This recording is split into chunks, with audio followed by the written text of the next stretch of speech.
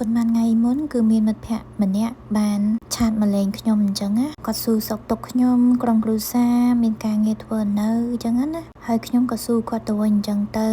ហើយគាត់ក៏ប្រាប់ខ្ញុំថាឥឡូវហ្នឹងគឺគាត់នៅពេទ្យហើយខ្ញុំសួរថាមានបញ្ហាអីបានទៅនៅពេទ្យអញ្ចឹងណាគាត់ថាគាត់បានសម្រាលកូនចាគឺដោយការវះកាត់អញ្ចឹងទៅហើយពួកយើងទាំងពីរក៏បានសួរសុខទុក្ខគ្នាទៅវិញទៅមកអញ្ចឹងទៅហើយក៏ខ្ញុំ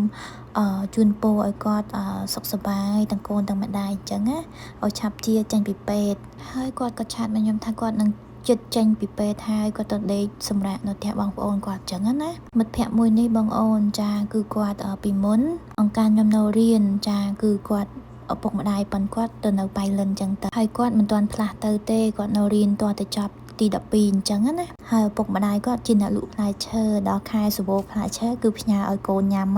ហើយផ្ទះហ្នឹងគាត់នៅតែម្នាក់ឯងនឹងយាយពីរអ្នកយាយទេកាយាយគាត់នៅរស់អញ្ចឹងណាគាត់តែងតែហៅខ្ញុំមកញ៉ាំអញ្ចឹងទៅហើយគាត់ប្រាប់ថា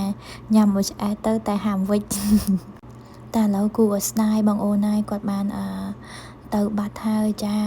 គឺគាត់បានស្លាប់ហើយចូលរួមសោកស្ដាយផងមិត្តភក្តិអើយតើសូមទៅឲ្យបានសុខពីមុនខ្ញុំមានមិត្តភក្តិច្រើនមែនទែនតែបច្ចុប្បន្ននេះគឺគ្មានទេខ្ញុំពងគិតថាមានមិត្តភក្តិមួយនឹងឯងដែលឆាតមកលេងខ្ញុំមកឥឡូវវាស្រស់ពេកណាបងអូនទៅតែភ្លាមទេឥឡូវទៅបាត់ចាពិតជាសំណោះណាស់បងអូនអើយអាណិតណាស់គាត់សម្រាលហើយគាត់វះកាត់ដូចបានជោគជ័យឯងបងអូនតែគ្រាន់តែគាត់កើតជំងឺគ្រុនឈាមហ្មងមើលអត់តាន់បងអូនហើយសំណោះមែនទែនសូមទៅឲ្យបានសុខមិត្តភក្តិអើយ